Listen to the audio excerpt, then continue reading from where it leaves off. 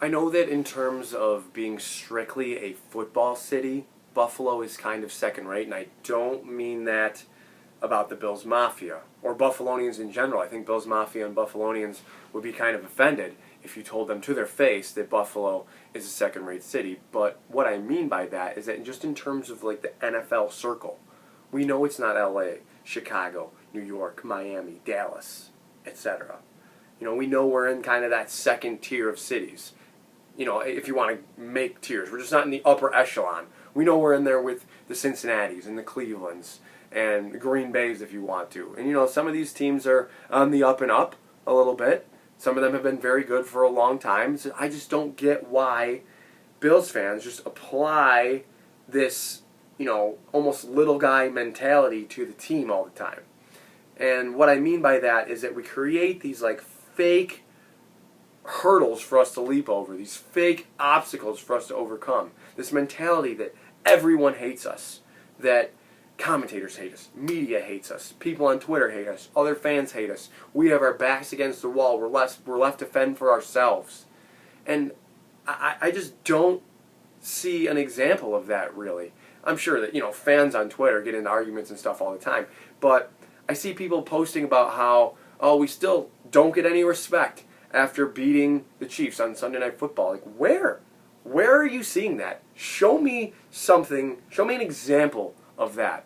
Because you look at like the power rankings across the league, and this is kind of like a microcosm of the point in its entirety, that who cares what some writer in like Seattle or whatever thinks of the Bills, but like even in the power rankings, they're a top 5 team pretty much on everybody's board, top 1 or 2 in most of the major outlets.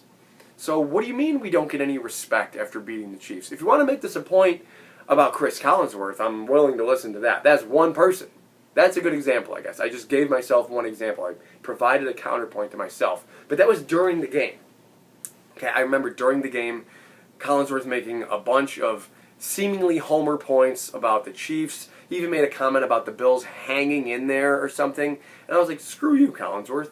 We're good too. Like, why am I subjected to listening to this? But that doesn't necessarily mean that's the general opinion of everyone. Okay, that's just one man's opinion, one man broadcasting the game, featuring a quarterback that's been in the last 2 Super Bowls. So, as much as I didn't like it, I guess I kind of understand it. But still, to pretend like the Bills aren't getting respect after beating the Chiefs, I think is just foolish. You have this like victim mentality almost. The Bills are very good. They're clearly one of the best teams in the league. Like, I'm just going to go to a couple stats here. They're first in the league in offense, first in scoring defense, first in yardage in defense, 8th overall in total offensive yards. Kind of went out of order there, but I apologize. I think you followed. In terms of like scoring differential, plus 108. Okay, the next closest team is plus 62. Arizona, and they're 5-0. The Bills are plus 108. Granted, 2 wins by 4, 1 win by 40, another win by 35. That'll help you. There's 75 points right there. But the Bills have clearly established themselves as a contender. And kind of like I touched on last week, like there's just other teams that are just kind of falling out, like Vegas and Denver. They were both 3-0. Now they're both 3-2. I wouldn't be surprised if Kansas City quickly makes their way back into that divisional race. However, they have the Chargers still to leap over, who have a win over them. Baltimore in the AFC North is there. Cleveland and Cincinnati look like good teams. I think I would give an edge to Cleveland there. And then the Bills obviously have the Titans, who should pretty much walk away with the AFC South, just in the same manner that the Bills should pretty much walk away with the AFC East. This game this week, or this Monday, I should say, against the Titans will go a long way. This weekend in its entirety will go a long way for home field advantage. The Bills gave themselves a huge leg up, especially against Kansas City. But obviously, as I just said, the Chargers are still right there. What happens this weekend? Chargers at Ravens. So one of those teams is going to fall to 4-2. One of those teams is going to be 5-1. The Bills don't want to find themselves losing to the Titans, because then you're going to have 3 4-2 teams at the top of the divisions, and then 1 5-1 team, which would either be Baltimore or the Chargers. So the loser of that, in this hypothetical scenario, the Bills lose to the Titans, then the Titans are 4-2. They have the edge over the Bills. The Bills are 4-2, and like I just said, the loser of Chargers-Titans would be 4-2. So then you're getting back into a muddled middle there. The Bills can really put some separation. I know that this getting the proverbial monkey off your back against Kansas City, establishing that as maybe a rivalry. Those teams don't really look like they liked each other very much on Sunday night, But the Bills, much to their credit, they get the W, and that is kind of what establishes it as a rivalry. It's not really a rivalry if the Chiefs just beat you every time. So the Bills finally get in the win column there against Andy Reid and Mahomes, and that was super encouraging to see. But it doesn't really get any easier. I don't want to say easier because I don't think the Titans are the same caliber opponent really as Kansas City might be.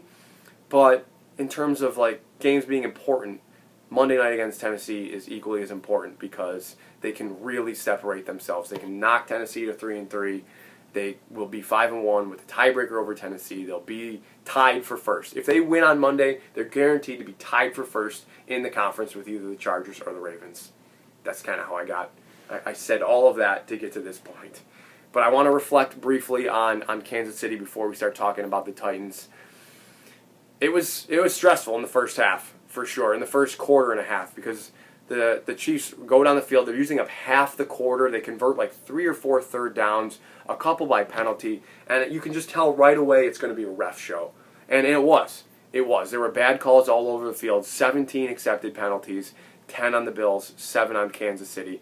None more egregious, really, or none more, with the lunacy of which, what's the best word for this? None more crazy than, or ludicrous, whatever, I think that's probably the word I was trying to get to, than the Bills holding penalty, late in I believe it was in the fourth quarter, and then that backs them up, and then the Bills don't convert on third down, but they get a pretty corny, pretty cheesy, pretty lame roughing the passer penalty on Frank Clark. And I guess, he drives the shoulder in there, and that's kind of how he's falling, but that's just the way it worked out. I mean, like I said, total ref show, and that's annoying. I hate when the referees just make it seem like it's going to be about them. Like, oh, hey, don't forget about us tonight. I know the Chiefs and the Bills are playing. It's a premier matchup across the league, but don't forget about us tonight. And I'm usually on the side that, like, hey, a penalty is a penalty, and it should be called.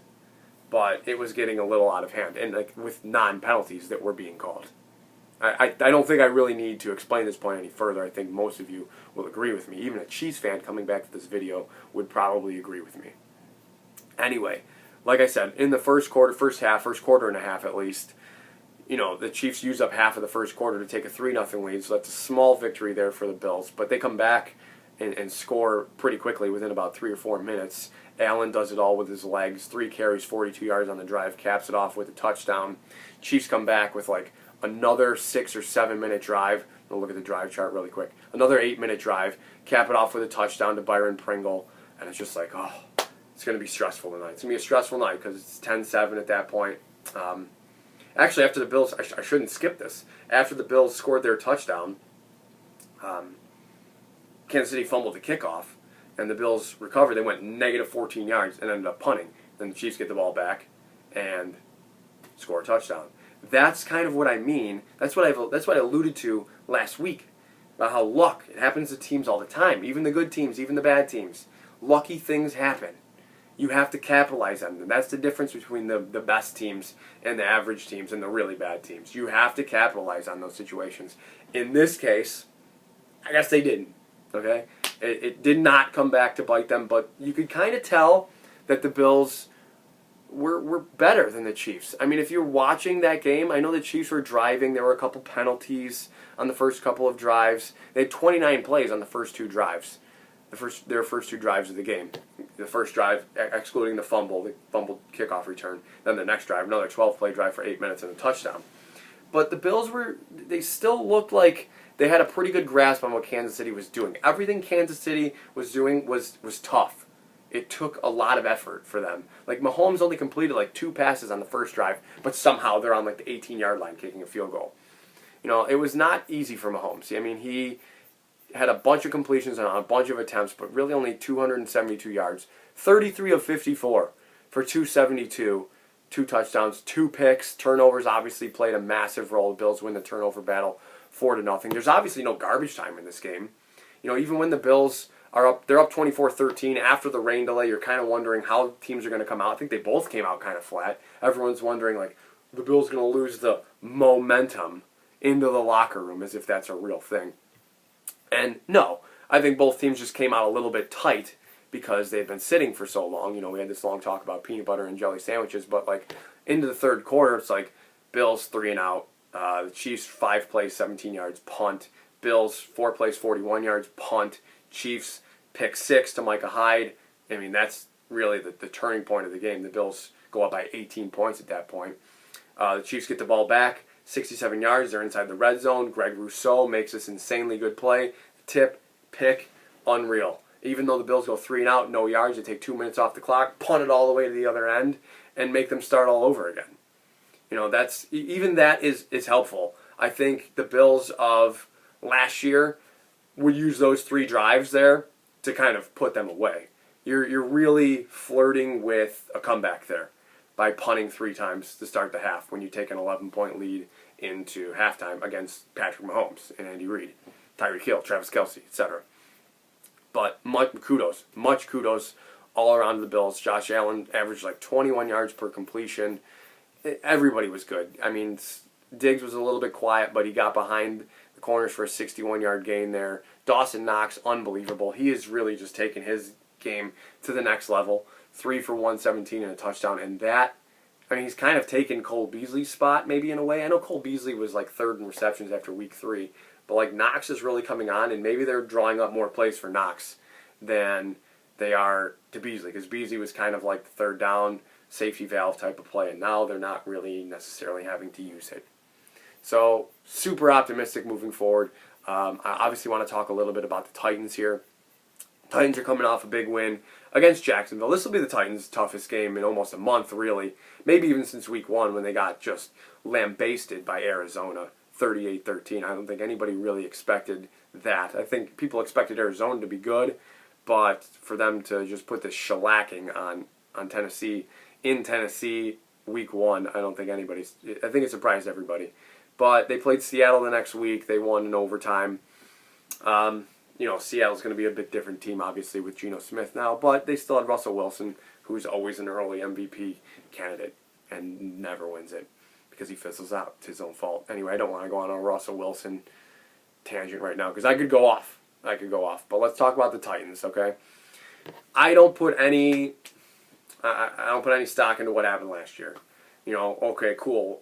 Josh Norman got stiff-armed. I don't care about Josh Norman. Whatever. That play didn't even count. Okay, Josh Norman got stiff-armed to hell. Absolutely. It's insane. What did Derrick Henry do that game? I mean, he scored 2 touchdowns, I guess. But, like, everybody scored touchdowns that game. A.J. Brown scored a touchdown. Like, Ryan Tannehill was running in touchdowns. The Bills just were not. It wasn't their game. It wasn't their day. Absolutely. I mean, they were in it in the first half, maybe first quarter and a half, and it got away from them.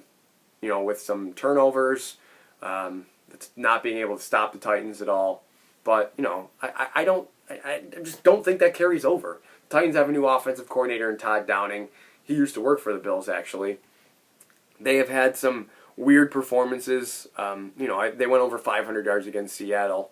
They've gone over, you know, looks like they've had at least 368 in their last 4 games. A lot of that running the football. And the Bills are 3rd against the run across the league. Derrick Henry against the Bills, 3 games against the Bills, 56 yards, 78 yards, and then 57 yards. So the Bills have always handled him pretty well.